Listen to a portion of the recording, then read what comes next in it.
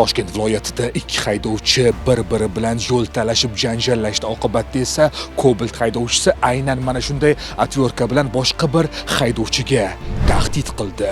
Mazkur holat bir necha kun avval Toshkent viloyatining Bektemir Chorbog' avtomobil yo'lida qayd etilgan. Internetda tarqalgan videodan ko'rishingiz mumkinki, 1992-yilda tug'ilgan Cobalt haydovchisi o'zining mashinasida bo'lgan atyorka bilan yuk mashinasi haydovchisiga tahdid qilgan. Yaxshiyamki voqea joyiga darhol profilaktika inspektori yetib borgan va janjalga barham berilgan. Aks holda Cobalt haydovchisi atyorka bilan yuk mashinasi haydovchisiga tan jarohati yetkazishi mumkin edi. Ko'rilgan choralar sabab 33 yoshli Cobalt haydovchisi ushlangan. Hozirda holat yuzasidan O'zbekiston Respublikasi Ma'muriy javobgarlik to'g'risidagi kodeksining 183-moddasi bilan tegishli hujjatlar rasmiylashtirilgan.